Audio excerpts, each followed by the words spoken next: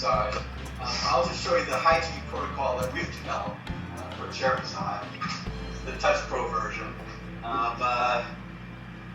2 handy wipes so that you keep your hands off the chair while you're sanitizing the chair. Always sanitize the face cradle between customers. Always sanitize the armrest between customers. And then when I first come in during the day when practitioners start out, we like to sanitize all of the rest of the parts of the chair. If somebody has, between customers, if somebody has had shorts or a skirt on, and any place that bare skin touches the vinyl, you want to sanitize it, obviously, between customers. This is a good way to do it with the two for ones. There's maybe some parts of the chair, like the handles, that you also want to give a quick swipe to, at least at the beginning of the day, like that. And then, of course, your own hands put together. Then use the face cradle covers, of course, that everybody uses. This is the Strong Light chair. It's the second one that I helped to develop, and they just came out. Oh God, we don't have one here. I forgot to bring it. They just came out with a very cool new face cradle, which was probably the part that I kept worrying about the most in this version of the chair. As a matter of fact, not just on this chair, but there have been very few face cradles that I felt comfortable with. The new one is this part, support underneath, is actually angled down. It's called the curve, so it curves down, and it's incredibly comfortable. It's really a great addition. Once again, making this, in my humble opinion, the most perfect chair on the market. So let's do a 10-minute version of the Touch Pro sequence. I'm going to ask Michael, who's been handling the camera for me, to be my model. So hopefully you'll still, if I get out, if it gets difficult to see, just let us know. We can change the camera. But we're going to do for a wide angle shot here.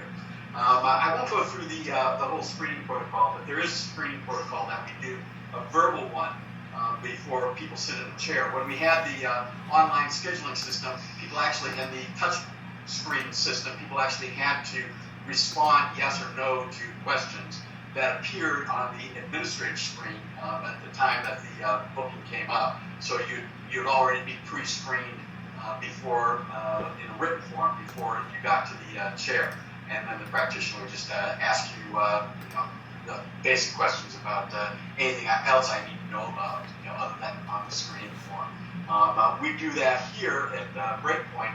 We do it verbally, and we do it relatively quickly, and it only has to be done thoroughly for the first time somebody gets a massage. If they're a regular customer, obviously, then it's not a problem. Okay, Michael, I'll chair. Let's see if we get this adjusted comfortably for you here. And so just tilt your chin down there. Is that about right there? Okay, great. Here we go. So let me just tell you a little bit about the Touch Pro approach to chair massage. It's based on acupressure, Japanese massage specifically, and we do a sequence. Okay, so the Touch Pro approach is based on consistency. What we try to do in Touch Pro is add something that's not very well,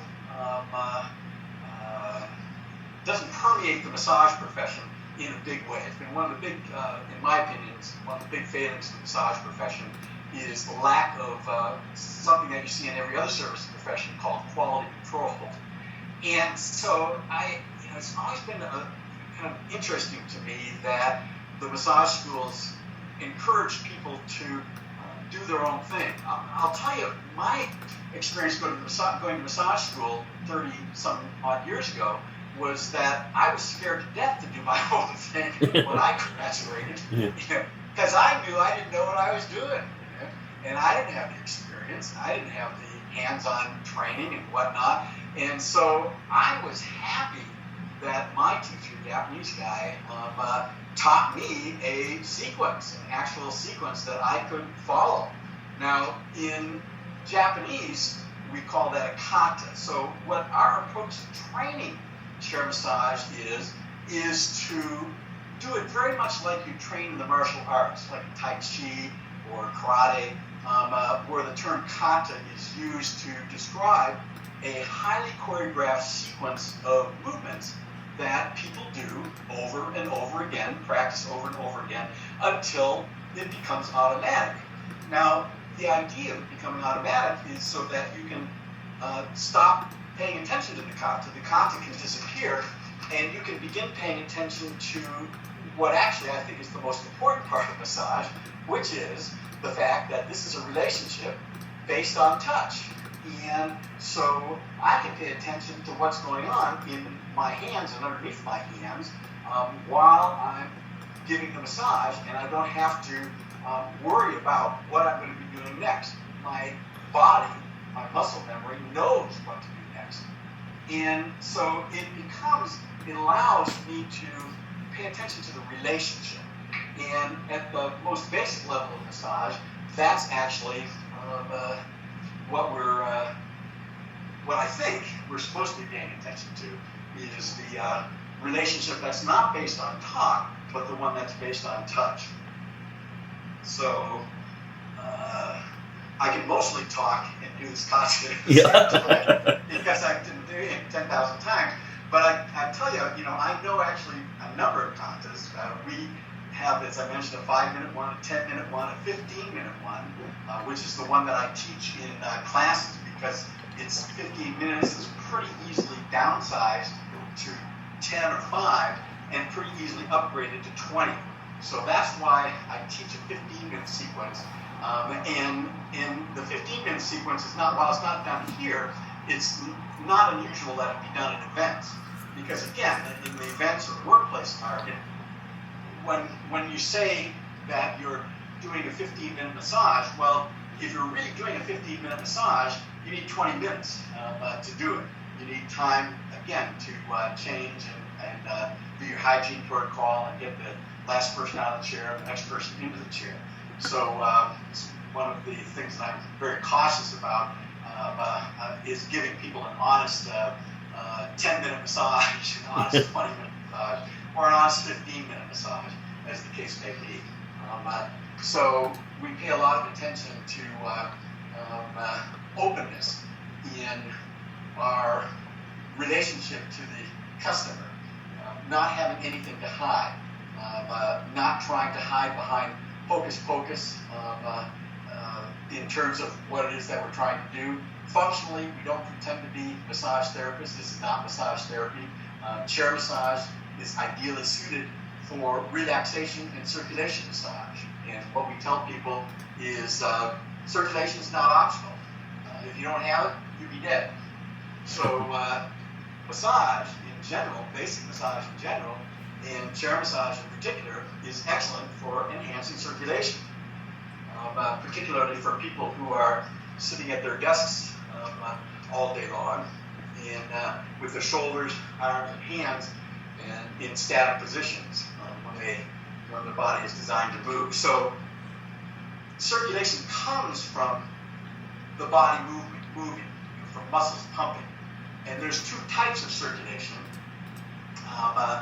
The coin of circulation has two sides to it. One side is active circulation, active movement rather, which creates circulation through exercise. And the other side of the coin is passive movement. And here you create circulation through massage. That's what we're doing. Okay? So the active movement, while it doesn't have any particularly aerobic effect, our active movement has the aerobic effect. The passive movement doesn't have the aerobic effect, but still it provides good circulation throughout the body. Now, because this is based on traditional Chinese medicine, on acupressure points, the circulation that we're talking about, we never necessarily describe this to the customers, but we mean it in a very broad sense of the word. So from Chinese medicine, any sensation is circulation, moving, anything, whether it be blood circulating or lymph circulation or nerves circulation, electrical energy circulating, or emotion circulating or mental activity circulating. All of it is affected from a Chinese medicine point of view by this massage. So we've got a kind of a big idea about it. But the small idea that everybody seems to understand pretty easily is the concept, the general word circulation.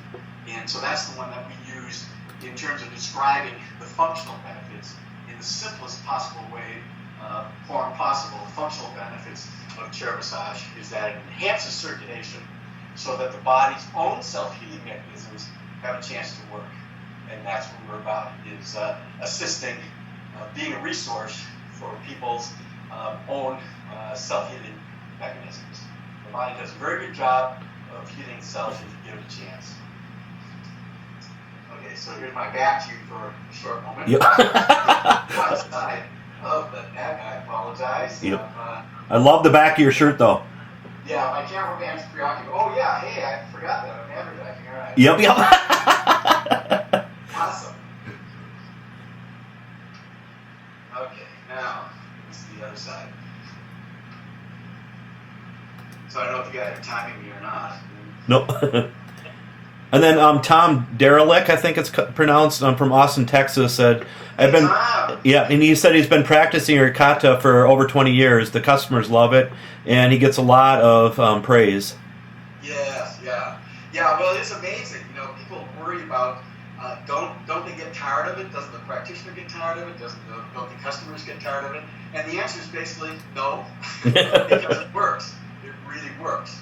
I'm going to sit you up here, Michael, and do a little neck stretch this side and the other side. Up.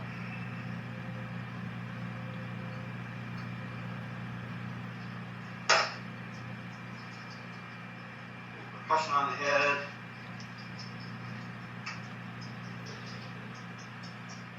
And a little just a closing sequence. A couple of extra things here. We're going to do a couple stretches for the shoulders. And lock fingers behind your head here.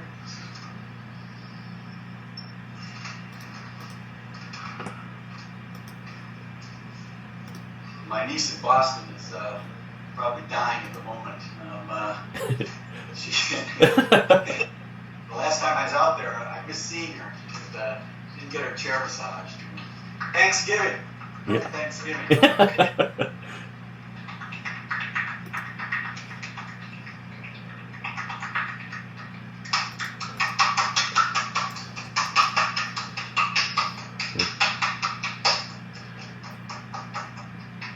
And Phyllis in the chat says, the cameraman will be useless now. We'll see if he can speak to us about his experience. Thank you very much. Yeah. Awesome. So